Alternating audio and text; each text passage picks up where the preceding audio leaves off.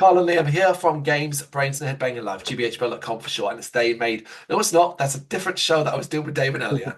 Carl and Liam here from Games, Brains and Head-Banging Life, gbhblofficial for short, and it's We're Afraid of the Dark. Are You Afraid of the Dark review talk through of episodes by episodes. And we are up to episode 5 of season 3, The Tale of the Dollmaker, written by David Preston and directed by David Winning.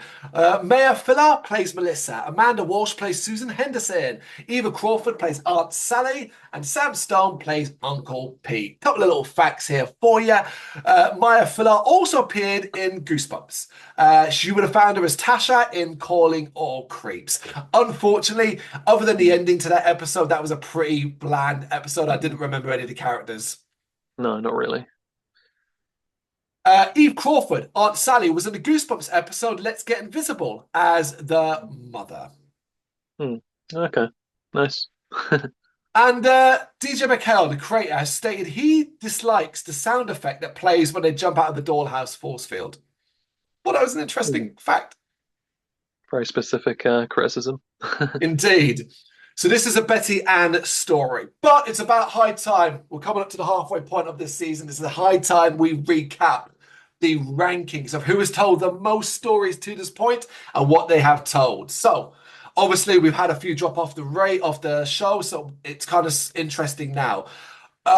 In last place, with only one story told, it is Sam, the Tale of Watcher's Wood in season 3. Give her a break. She only just came into it a few episodes ago. In joint next place, with 2 stories each, Tucker, the Tale of the Midnight Ride, and The Tale of the Phone Police, both from season 3, and both not exactly good stories. Not particularly.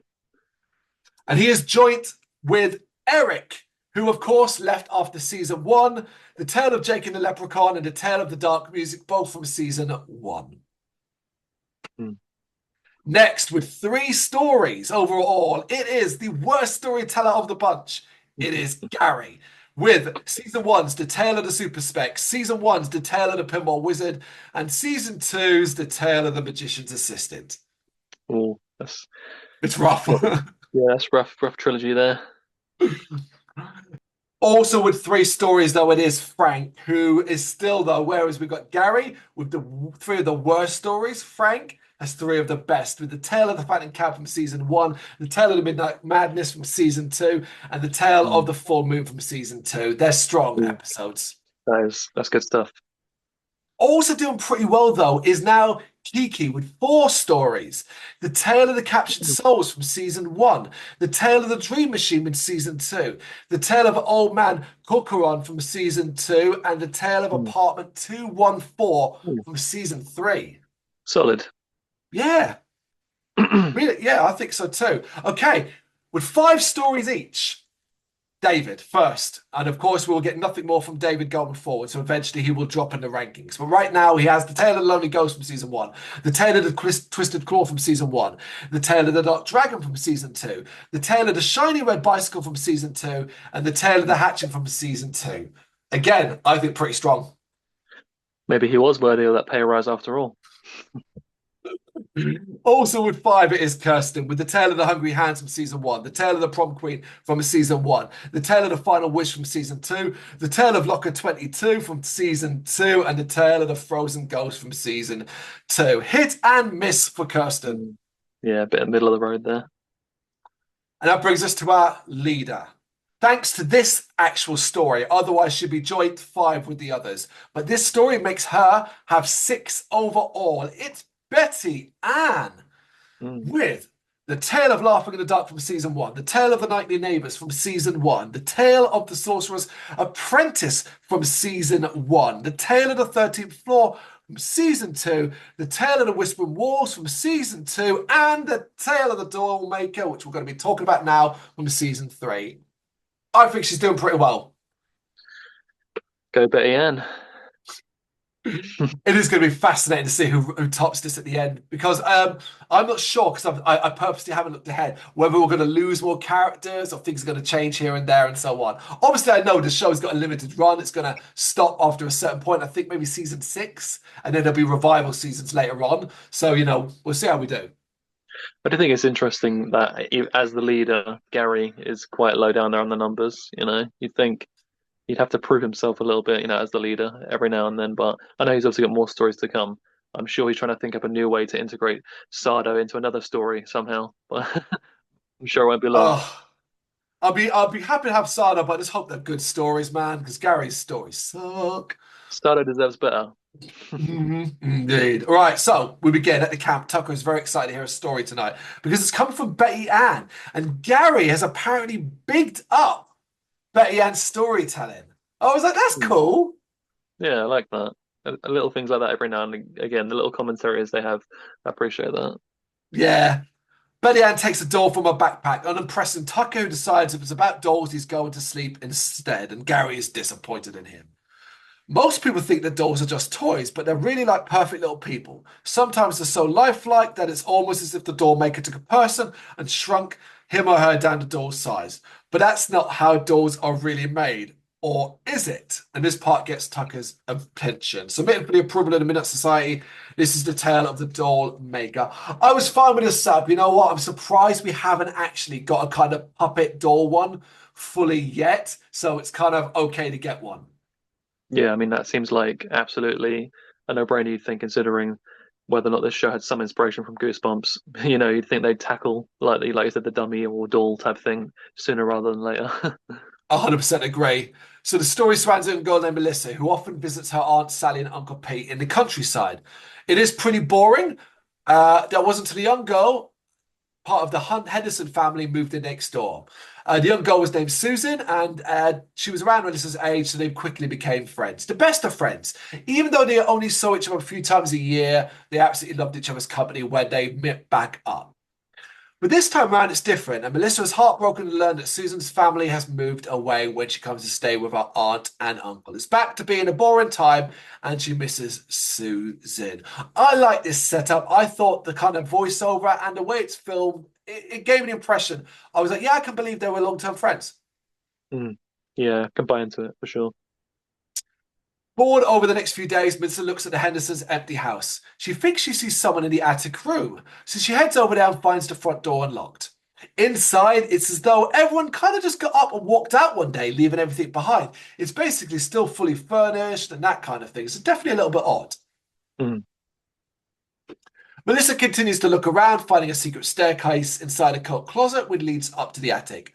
Once up there, she finds an odd dollhouse that appears to be a replica of the Hendersons' house. And looking inside, she's startled when a door inside the dollhouse slams shut. She ends up backing up, pulling down a curtain behind her, which reveals a blue and yellow door on the wall inside the attic. And the door almost hypnotizes her, so she goes to open it, but Aunt Sally arrives, stops her, and tells her, "Look, come back home. You shouldn't be in here." Mm. Yeah, I was invested. I was invested. What I thought was initially going to be fairly standard stuff around the door and all that. When seeing a dollhouse, seeing a door in the attic, I was like, okay, there might be something more going on here. Mm. Yeah, I mean, I immediately saw images of just it being, like I said, about some haunted China doll or something, Yeah, but it's a bit more creative than that, thankfully. it is indeed. So en route back to the house, Aunt Sally accidentally lets slip that something bad happened in the house, which kind of forces her to explain. She reveals to Melissa that the reason the Hendersons moved away so suddenly was because basically Susan disappeared one day and hasn't been found since.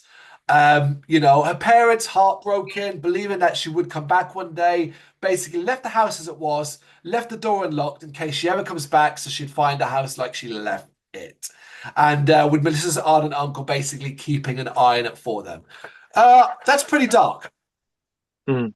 Yeah, anytime that this show deals with, insinuated child death or disappearance, that itself is dark. So it's interesting.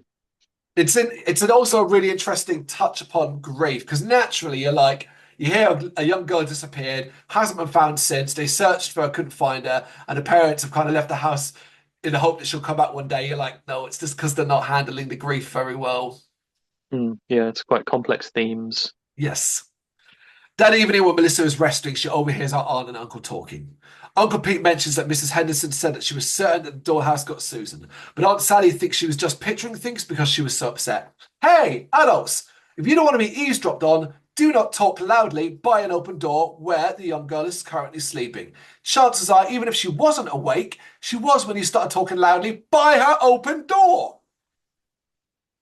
Definitely. And again, completely random, but this made me get me thoughts of one of my favorite horror movies, the movie House, from 1986, because in that Yeah. they're always talking about how people have disappeared or they died, and the characters always talking about how it was the house that got them, it was the house that did it.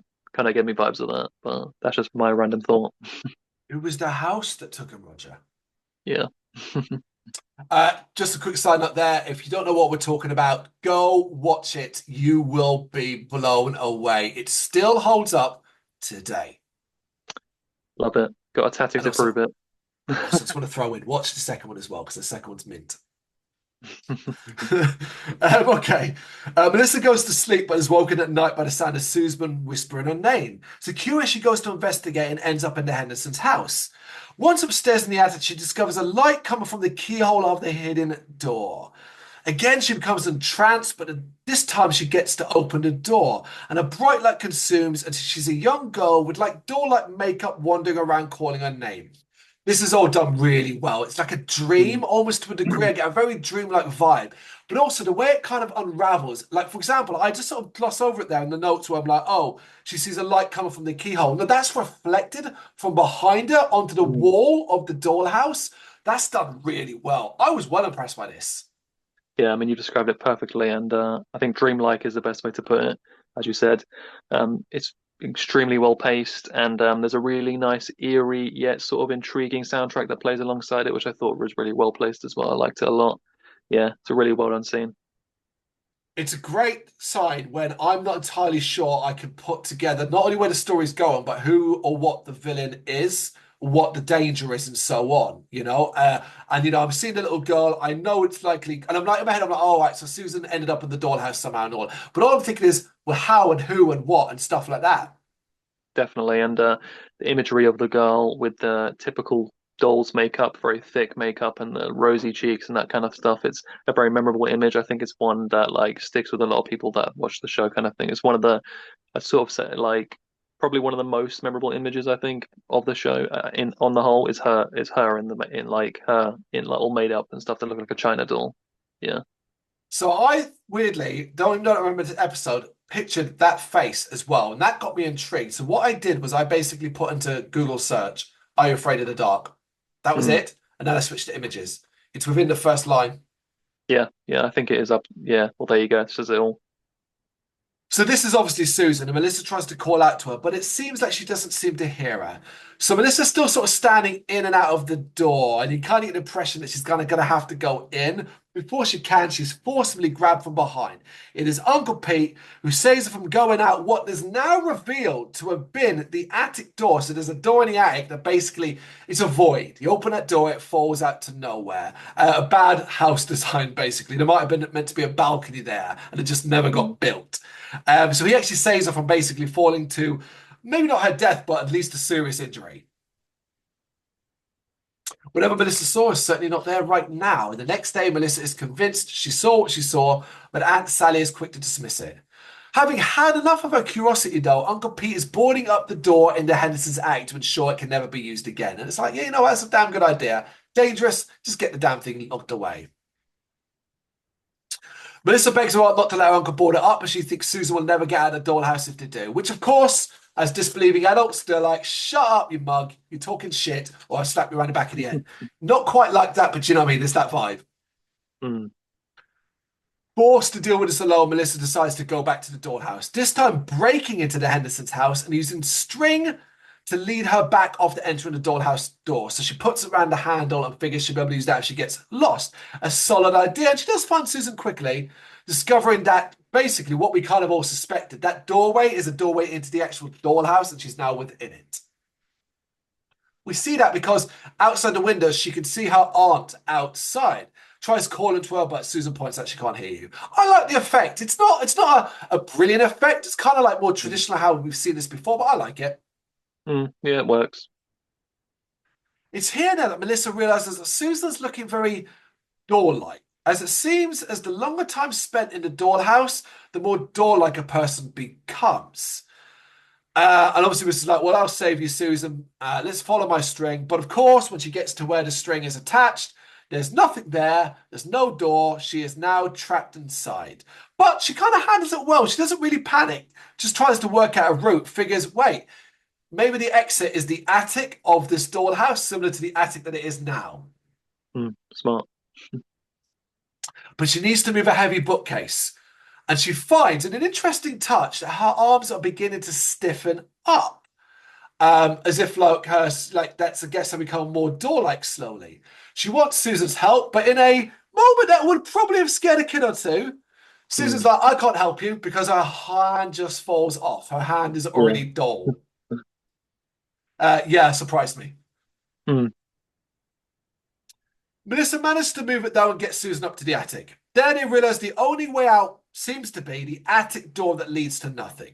So basically, in the original attic, the door that led to nothing. In here is more of a portal, basically. So we're going to have to take a leap of faith through mm, it. yeah. So that's what they end up doing. I'll be honest. I wish actually knowing what I know about DJ McHale, not liking the sound effect. I almost want to go back and hear what that sound effect is. I don't know.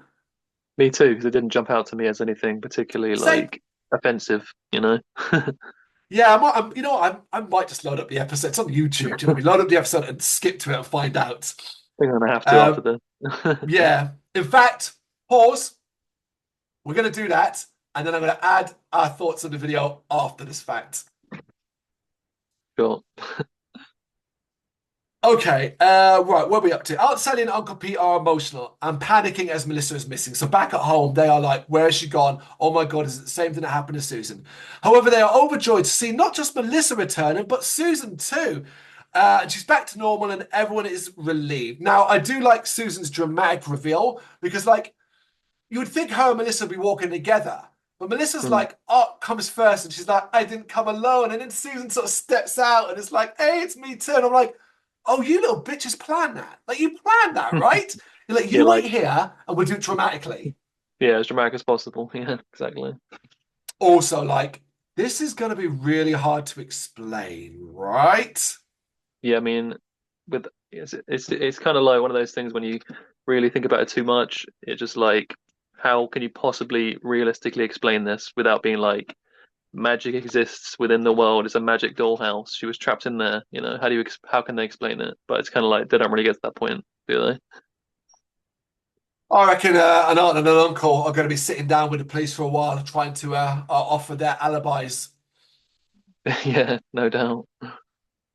So as Betty Ann ends her story, she explains that very evening, Melissa's uncle burned the dollhouse in a big bonfire in the backyard. And as it went up in flames, Melissa wondered where the door in the Henderson's attic would lead now that there was no dollhouse anymore. Then she ends her story. Everyone is impressed, even Tucker, and we get a little fun thing where Dawn is revealed that's dressed up like Tucker as well, so implying that Tucker got drunk and turned into a dollhouse spooky. Um, this is a bit of a middle one for me. Mm, I like certain things about it. I like the style of it. I like the acting. I like the concept behind it. I like the ambiguity surrounding it in the sense that really, when it comes down to it, what's it likely to have been? Is that a person responsible for this creation? Is it just a door? Does it like we never get an explanation beyond what we see in front of us? I don't mind that. It's kind of intriguing and maybe something worth exploring further along the line. The issue is that it kind of just doesn't go anywhere. It kind of motors along and then peters out, I think, as it gets near the end, where it tries to create a heavy lot of tension via music with like, oh my God, they're going to have to climb out this door and it's a leap of faith. But we know ultimately that there's going to be no risk at all. So where is the tension at all? So I end up sitting like in the middle of this one. yeah, I mean, you've pretty much nailed exactly what I was going to say. That my issue with the episode is I felt that throughout the episode the stakes were kind of low because I never really felt Yeah. much threat. It feels like it needed to add. There was something missing, like in when they're in the doll's house and they can't escape. Like there was just something else should have happened there, and they just kind of get out of it a little bit too easily, kind of, And so the threat just isn't high enough, and I never felt like they wouldn't succeed, and that's a problem. And yeah, I feel like much as like you said, leaving it ambiguous, the ending, that's all good. But I do feel like there's again something just a little bit lacking there about the ending, about the origin of this doll's house and maybe what happened afterwards. It feels like there's a little bit missing there. It could expand a little bit upon that. That'd be probably my criticism to Betty Ann. But I think on the whole, it is still a solid little short story. With the acting, I think really like it takes it a little bit higher. So I don't love it, but I think it's good. I like it, but I'm not Middle. sure.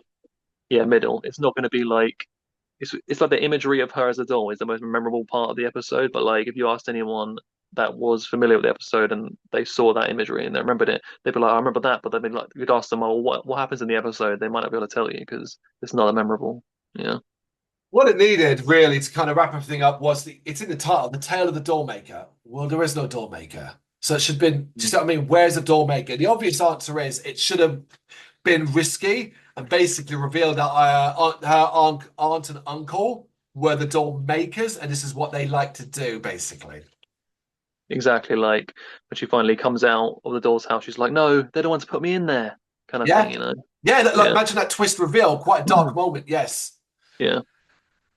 There it is, The Tale of the Dollmaker, episode 5 from season 3 of Are You Afraid of the Dark? You got any thoughts you know what to do? Let us know in the comments. Thank you very much for watching. If you'd like to see more content like this, please consider hitting the subscribe button. It is gratefully appreciated. You can find us over at gbhbl.com, our full website where reviews, news and so much more goes up daily.